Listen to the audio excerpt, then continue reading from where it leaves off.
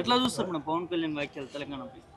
పవన్ కళ్యాణ్ గారు సినిమాలు వదిలేసి రాజకీయంలోకి రావడమే పెద్ద తప్పేమో అనుకుంటున్నాను నేను. అంటే ఉమ్, తెలంగాణ ప్రజలు భావిస్తున్నారు అట్లా. ఉమ్, మేము అంటే బరాబర్ ఏమంటాడు, తెలంగాణ మీ సొత్తా అంటే బరాబర్ మా సొత్తే అండి. ఉమ్, మేము 60 ఏండ్ల కాంగ్రెస్ నీలి జాడలు ఆంధ్ర పెత్తందారులను తరిమి కొట్టి ఈ ఉద్యమం చేసి పోరాటాలు చేసి చావు అంచుదాకా పోయి మా ఉమ్, నాయకుడు తెలంగాణ తీసుకొచ్చిండంటే ఆషామాష కాదు. ఉమ్, ఇవాళ పచ్చగున్న తెలంగాణలో మళ్ళా ఈ ఆంధ్ర విషపు నీడలు వస్తున్నాయంటే దానికి కారణం ఎవరండి? ఇలా కాంగ్రెస్ పార్టీ అనే భావిస్తుంది తెలంగాణ సమాజం. ఇవాళ వండి పెట్టిన విస్తరిలా ఉన్నటువంటి తెలంగాణని కుక్కలు చింపిన విస్తరిలాగా చేస్తున్నాడు రేవంత్ రెడ్డి.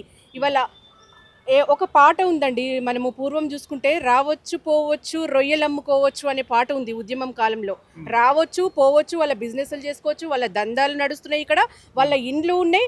ఆయన ఏమన్నాడు గతంలో, నేను రెస్ట్ తీసుకోవడానికి నేను హైదరాబాద్ పోయి రెస్ట్ తీసుకుంటా అని అన్నాడు. ఉమ్, మరి అంతటి సౌకర్యంగా భావించిన తెలంగాణ ఇవాళ నీ అయ్య సొత్తా నీ అబ్బ సొత్తా ఏం మాటలండి ఇవి? తెలంగాణ ప్రజలు బరాబర్ అది మా సొత్తు, మా ఆస్తి, తెలంగాణ హైదరాబాద్ మా సొత్తు.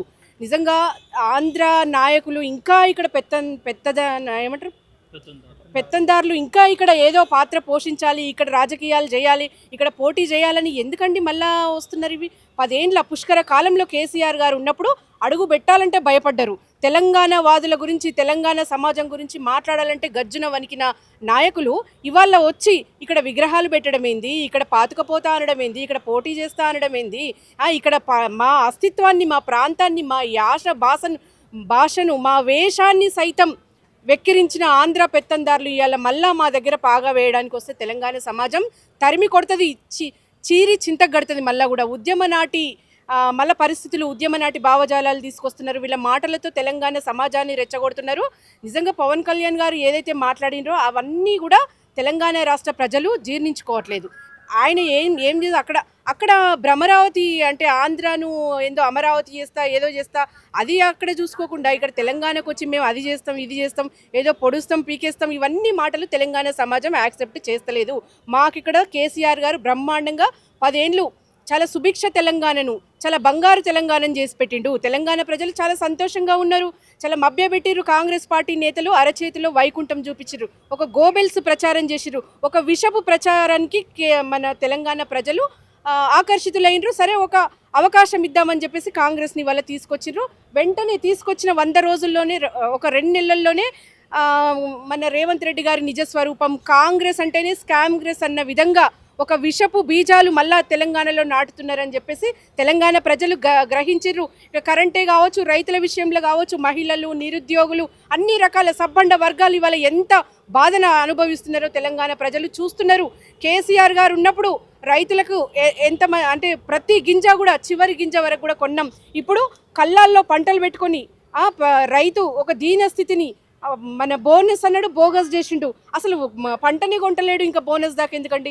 లాస్ట్ అంటే ఆఖరి గింజ వరకు కూడా కొంటా అని ఏదైతే మేనిఫెస్టోలో పెట్టిండో అంటే ఫస్ట్ గింజ కూడా కొంటలేడు కదండి. కేంద్రం సహకరించలేదని చెప్తా ఉన్నాడు పదే పదే. కిషన్ రెడ్డి ఎందుకు ఆయనకు పట్టు లేదో తెలంగాణ పైన, తెలంగాణ ఆయన గుండెలో ఎందుకు తడలేదు తెలంగాణ అని చెప్తా ఉన్నాడు. అదే బీజేపీకి పట్టి లేదు నిజంగానే, అట్లాగే కాంగ్రెస్ ప్రభుత్వానికి ఇంట్రెస్ట్ లేదు తెలంగాణ ప్రజల మీద. మరి కొట్లాడొచ్చు కదండి. నిజంగా కేంద్రం కొంటలేదన్న సాకుతో ఇక్కడ రేవంత్ రెడ్డి టైం పాస్ చేస్తున్నాడు. కానీ నిజంగా రైతుల మీద ప్రేమ ఉంటే అట్లీస్ట్ మరి కొనే బాధ్యత వీళ్ళకు కూడా ఉంది కదా. వీళ్ళు అంటే మా ప్రభుత్వం ఉన్నప్పుడు మేము కేంద్రంతో విభేదించైనా రైతులకు ఎక్కడ ఏది ఆపిన దాఖలాలు లేవు.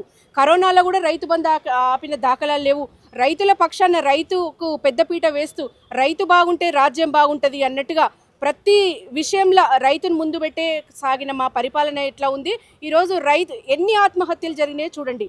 ఇప్పుడు కాంగ్రెస్ వచ్చినాక ఎన్ని ఆత్మహత్యలు జరిగినాయి, 10 ఏండ్ల కాలంలో రైతు ఆత్మహత్యలు ఎన్ని ఉన్నాయి, మా ప్రభుత్వంలో ఎన్ని ఉన్నాయి, వీళ్ళు వచ్చిన ఈ 2 సంవత్సరాల్లో ఎన్ని ఉన్నాయో మీడియా మిత్రులు మీకు అందరికీ తెలుసు. పవన్ కళ్యాణ్ మాట్లాడుతూ తెలంగాణకు అన్యాయం జరిగితే మొదటి వరుసలో జనసేన పార్టీ పవన్ కళ్యాణ్ ఉంటాడు అనే దాని మీద మాట్లాడారు. తెలంగాణ ప్రేమతోనే నేను కొండగట్లో డబ్బులు ఇచ్చాను, అదేవిధంగా గద్దర్ విషయంలో కూడా తను కొన్ని వ్యాఖ్యలు చేయడం జరిగింది, కారు ఇప్పించాను. ఇవన్నీ ఎట్లా చూస్తారు? అంటే నేనేదో గుడికి డబ్బులు ఇచ్చినా, ఈడేదో అన్నదానం పెట్టించిన, ఎవరికో సహాయం చేసిన అంటే అది కాదండి ప్రేమ.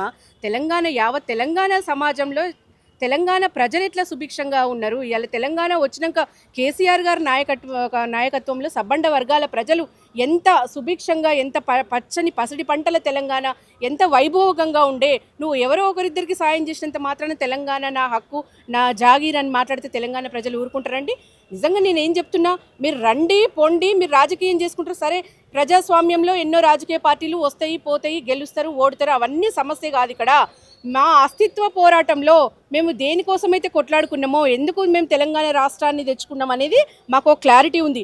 మళ్ళా వచ్చి మా మీద ఇవాళ పెత్తనం చేయాలని చూస్తే తెలంగాణ ప్రజలు ఉరికిచ్చి కొడతారని చెప్పేసి నేను చెప్తా ఉన్నాను. ప్రాంతీయవాదం ఉగ్రవాదం కంటే డేంజర్ అని చెప్తా ఉన్నాను. ప్రాంతీయవాదం లేదు అంటే డెఫినెట్గా మా ప్రాంతం మీద మాకు ఒక అభిమానం ఉంటుంది. మేము అంటే ఎంత వివక్షను ఎదుర్కొన్నాము. మేము అంటే ఆంధ్ర నుంచి ఆంధ్ర పాలకుల అంటే వాళ్ళ పెత్తనంలో మేము ఎంత వివక్ష అనుభవించినాము. తెలంగాణ రాష్ట్రం ఎంత అట్టడుక్కు పడింది. మా ఉద్యోగాల విషయంలోనే కావచ్చు, మా నీళ్ల విషయంలోనే కావచ్చు, మా నిధుల విషయంలోనే కావచ్చు, తెలంగాణకు ఎంత అన్యాయం జరిగిందో మాకు ఒక అవగాహన ఉంది, మాకు క్లారిటీ ఉంది. మాకు ఒక బాధ ఆవేదనతో మేము మా రాష్ట్రాన్ని తెచ్చుకున్నాము. కాబట్టి మా ప్రాంతం మీద డెఫినెట్గా మాకు ప్రేమ ఉంటుంది. మా ప్రాంత ప్రజల కోసం మేము కొట్లాడినాం, మా రాష్ట్రం తెచ్చుకున్నాం, మా రాష్ట్రాన్ని చాలా 10 ఏళ్ళు చాలా సుభిక్షంగా పరిపాలించుకున్నాం. ఇట్లాంటి కేసీఆర్ గారు లాంటి ముఖ్యమంత్రి మాకుంటే బాగుండని ఆంధ్ర ప్రజలు కూడా కోరుకున్న దాఖలాలు చూసినాం. డెఫినెట్గా కేసీఆర్ గారు ఉన్నన్ని రోజులు తెలంగాణ సుభిక్షంగా వర్ధిల్లింది. ఇక మీదట కూడా మళ్ళీ కేసీఆర్ గారు రావాలని ప్రజలు డిమాండ్ చేస్తా ఉన్నారు. మీ బీఆర్ఎస్ నేతలు ఆరోపణ ఏం చేస్తున్నారంటే ఈ కాంగ్రెస్ జనసేన కలిసి నాటకాలు ఆడుతుంది. నిజంగా మేము నాటకాలు ఆడితే పర్మిషన్ ఇస్తాం కదా, అందుకే ఇవ్వలేదు కదా అని చెప్తా ఉన్నారు. దేనికి పర్మిషన్ ఇవ్వలేదు? సభ పెట్టుకోవడానికి పర్మిషన్ ఇవ్వలేదంటే వాళ్ళ చీకటి ఒప్పందాలు ప్రజలకు తెలుసు. అంటే తెలంగాణలో మళ్ళీ ఆంధ్ర నాయకుల స్టాచ్యూస్ ఎట్లా వస్తున్నాయో తెలంగాణ ప్రజలు చూస్తున్నారు.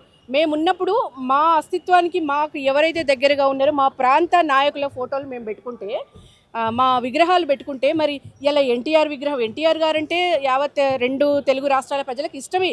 కానీ తెలంగాణకు ఎన్టీఆర్ గారికి ఏమాత్రం సంబంధం ఉందనేది చెప్పాలి.